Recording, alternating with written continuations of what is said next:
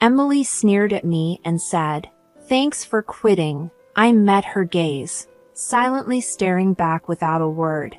"It's about cutting labor costs. We don't need a hag who exploits overtime pay at our company," she added, clearly pleased with herself. Tom seemed satisfied, too. A week later, I received a call from the company. As soon as I picked up, the president's voice came through the line. "Who exactly are you?" he demanded. I laughed mockingly at his words. "I'm Lily Johnson," I replied. "I turned 59 this year and have been working at this company for 37 years since graduating from college. Our company employs administrative scriveners, social insurance labor consultants, and tax accountants to handle clerical work for our clients. This is particularly popular with company presidents who run their businesses alone and lack time for administrative tasks. We take care of those tasks for them."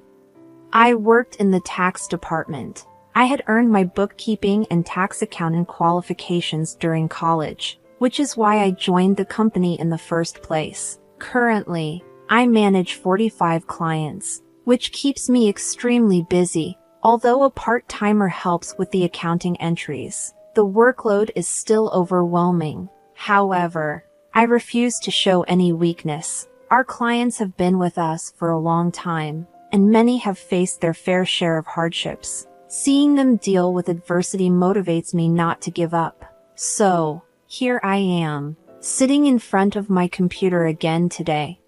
Lately, I've been troubled. Tom and Emily have been subjecting me to insidious harassment. Tom, who is 7 years younger than me, is the head of the tax department. He used to be just a regular colleague, but his attitude changed drastically 3 months ago when he got promoted. He used to speak politely, but suddenly, he started talking down to me. "Lily, what are you doing? You've got some nerve slacking off during work hours," he'd say, always either sarcastic or complaining. "I'm looking at documents for tax-saving strategies for our clients," I would retort, but Tom remained unfazed. "Just check the manual for that. Don't do anything unnecessary, and if you end up working overtime, don't expect to get paid for it." Tom glared at me, his words filled with disdain. Unable to respond, I turned to Emily, Tom's assistant. She chimed in, "Lily, you should work more efficiently. At this rate, you'll never finish. That's why you're still a rank-and-file employee." Emily laughed mockingly.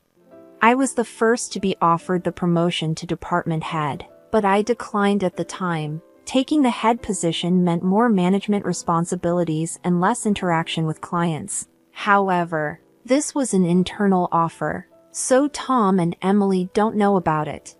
"I'll make sure to complete my regular duties as well," was all I could manage to say. Still, Tom and Emily's harassment continued. "You're increasing overtime again? What a waste." Tom's angry voice echoed through the office. "Lily, cut it out. Your constant overtime is dragging down the whole tax department's performance." Emily sighed.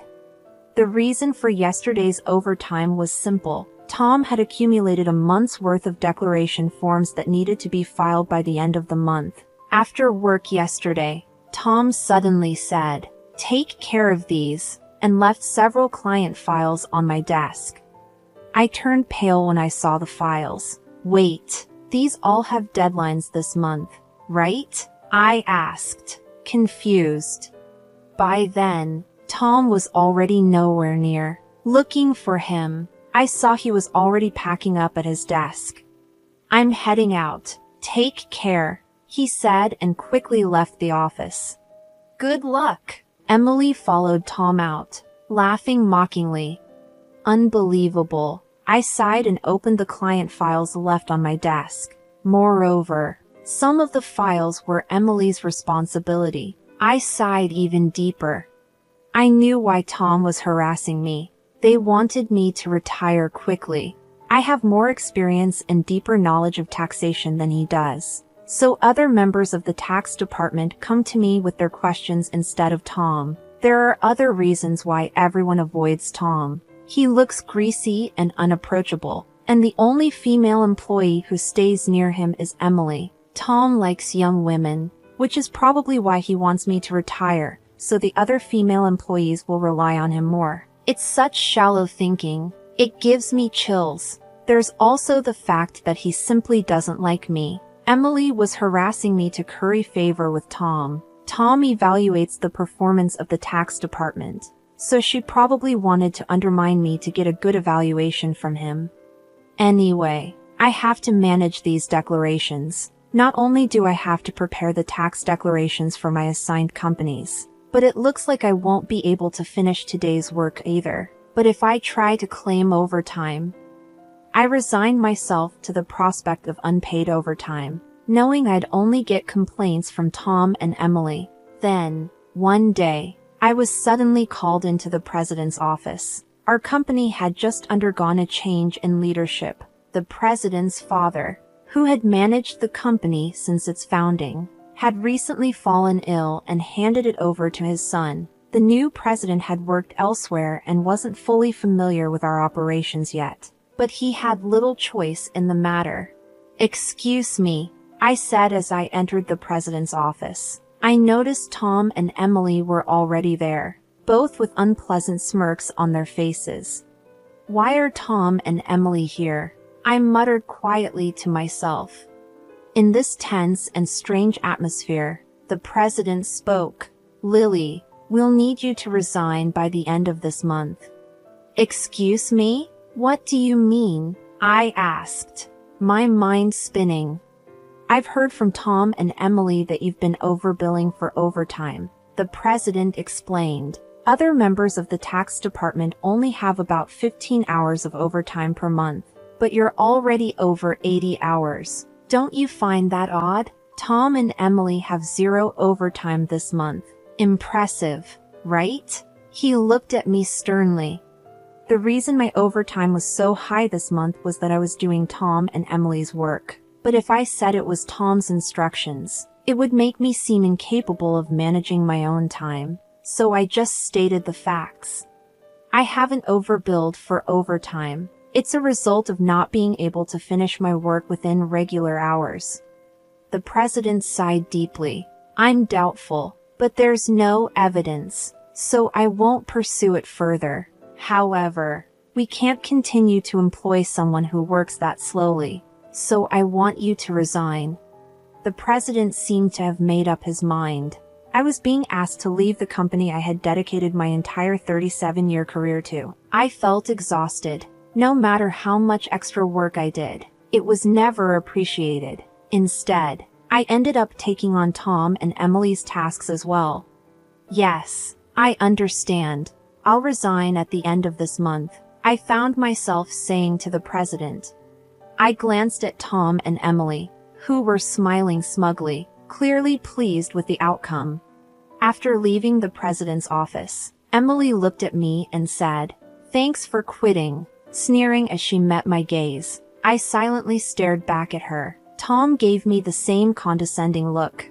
"We're cutting labor costs. We don't need a hag who exploits overtime pay at our company," he added, clearly pleased with himself. While watching the two of them chatter cheerily, I thought about the handover process and began creating the handover documents for all my clients. Of course, I didn't miss saying goodbye to the people I was handing over to. For the clients I couldn't meet in person, I sent letters informing them of my successor. A week after I resigned, I was finally relaxing at home. I had been busy with the handover until my last day and had been extremely busy even before that. A little relaxation seemed well-deserved. Just as I was thinking this, my mobile phone rang. The call was from the company. What could they want now? I made sure to take care of the social insurance procedures. I didn't answer the phone initially, but then the company called several more times. In fact, I had also received several calls from Tom and Emily's personal mobile phones. Perhaps they thought I'd answer if the call came directly from them. Reluctantly, I decided to pick up. "Hello? Lily, it's a mess right now." As soon as I answered, the president's voice came through. Who exactly are you? I laughed mockingly at his words. Who am I? Just an unemployed lady. I've resigned from the company, and I'm nothing else right now. The president spoke urgently. Since you left, we've had 49 calls to stop transactions with the company. Please come back immediately.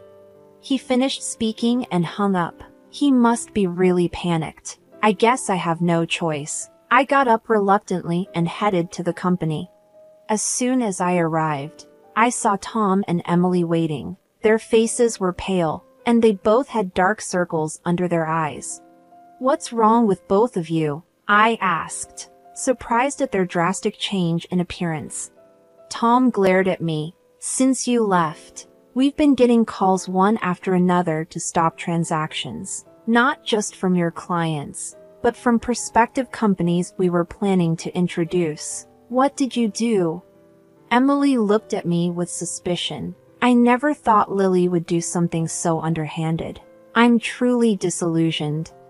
The reason they both looked so haggard was probably due to dealing with all the cancellations. Of course, I hadn't done anything to the clients, but I had a guess why they were canceling their transactions. Well, the cancellations might be unavoidable this time, I muttered. Tom yelled, so you did do something, didn't you? Get to the president's office now. He took me to the president's office. President, I brought her, Tom declared forcefully as he opened the door. Emily followed quickly behind him. Oh, I've been waiting, the president said, looking me in the eyes. Tom accused me as if I were the culprit. It appears that Lily was involved in the cessation of transactions with our clients. We should not only make her resign, but also sue her for damages, Emily argued vehemently, though she spoke carefully in front of the president. Ignoring them, the president turned to me and asked, why did so many companies stop doing business with us after Lily left? The president looked at me intently, waiting for an explanation. I took a deep breath and answered clearly. Don't you understand? Our clients didn't need us just to manage their taxes. There are plenty of tax accountant firms that do it cheaper. They stayed with us because I was here. Tom snapped at me. What's with that attitude towards the president? You think you're worth that much? Emily taunted. There's no way it's because of Lily. The president looked serious as I explained. Tom and Emily work based on the manual, optimizing operations, but I do more than that. I offer tax-saving strategies tailored to each client's situation. Uniform responses don't always serve the client's best interests. Many clients preferred my approach and stayed because of it.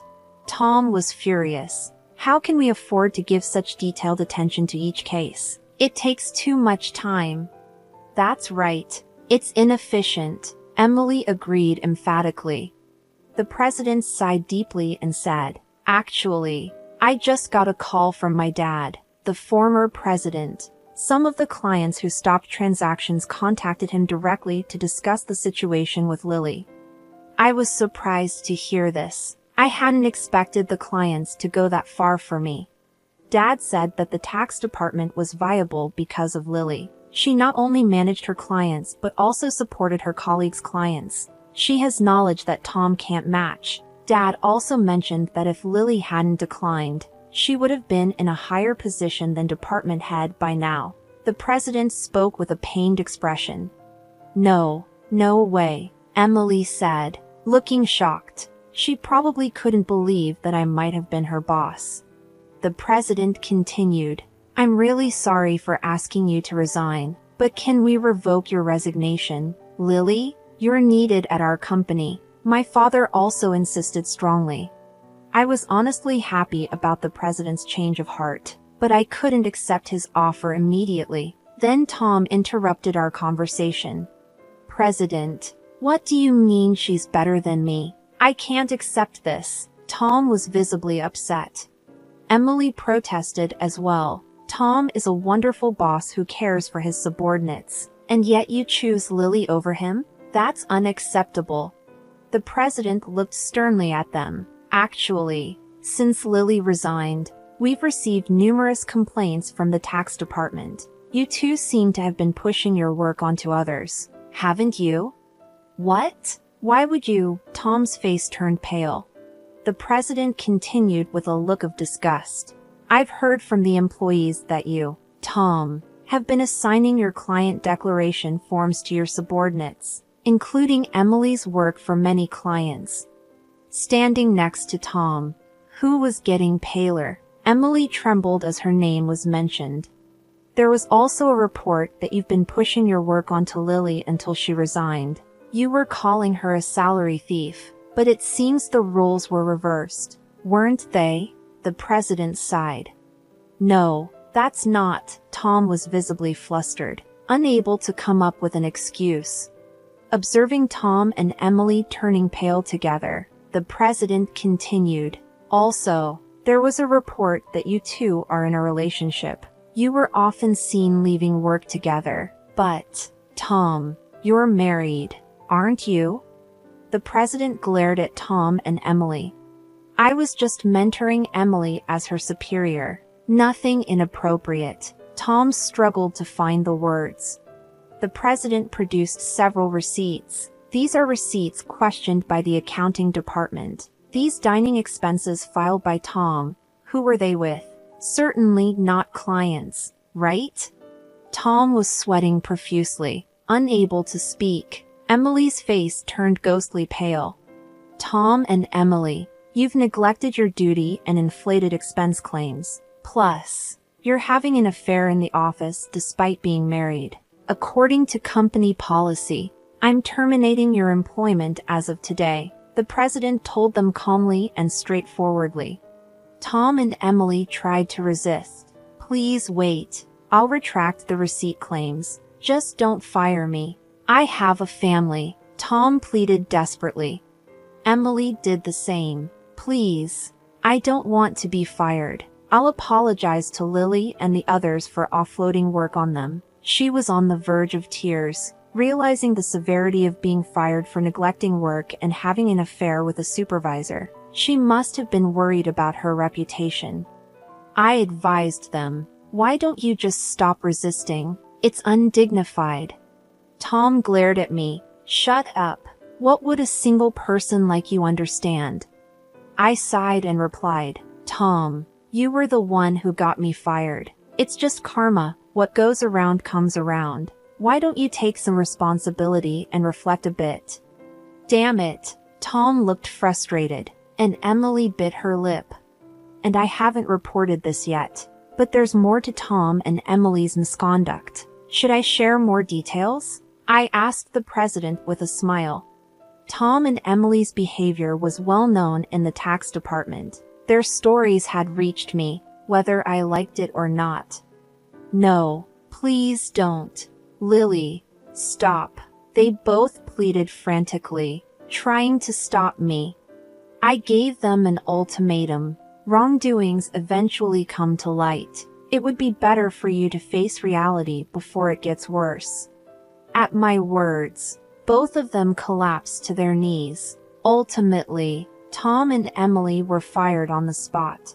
I revealed their misdeeds afterward, which included Tom faking business trips to spend time with Emily and harassing employees they disliked into quitting. I tried to help those employees, but Tom and Emily's tactics were insidious. They repeatedly reprimanded and pressured employees out of my sight. It was also common for them to suddenly assign work with tight deadlines. The employees who resigned had asked me to keep quiet, but now they are happily working at other companies, so I decided it was okay to speak up. The president was furious at my revelation. He expressed his anger about cutting their final salaries and planned to thoroughly investigate past inflated expense claims. Tom was begging the president, tears in his eyes, please don't cut my salary. What will I tell my family if they find out? Eventually, Tom and Emily's affair was exposed to Tom's wife, and he ended up getting divorced. The two are now facing claims for compensation in the divorce lawsuit. I know this because, for some reason, Tom contacted me. Please, Can you persuade the president to reconsider the firing? Emily and I are in a real bind now. Apparently, Tom and Emily are struggling to find new jobs. The tax industry is somewhat insular, and if you commit too many misdeeds, word spreads quickly through the industry's network. That's why no one is willing to hire them. However, they need money for divorce compensation and living expenses, so now they're working day labor jobs. Like at construction sites, people used to office work suddenly doing hard labor outdoors must be tough. Emily often calls me crying, "Lily, please help. I just wanted a raise and a better life. I never really liked Tom, and this situation is unbearable," Emily would say, crying. However, Tom and Emily's predicament is their own doing. Many people, including myself, have been victims of their actions. So I told Emily, "This is all your own fault. Emily, you can't unring a bell. It will be hard to return to the same path. You're just going to have to deal with the hardships." "No way," Emily cried out in despair. This was the outcome of Emily's actions. I hope she continues to regret her actions in the future. As for me, I'm still enjoying a relaxed lifestyle away from work. The president has been begging me to return, but I have declined. After being told once to resign, I don't think I'll go back. Sometimes I help out at a friend's tax office to earn a bit of money. Maybe once things settle down, I'll start my own office like my friend. In my own office, no one can complain about my working style. I can fully dedicate myself to my clients. As a tax accountant, I want to be on equal footing with my clients, not as a teacher but as part of the service industry. My second life has just begun, and I'm looking forward to delving into what I want to do next.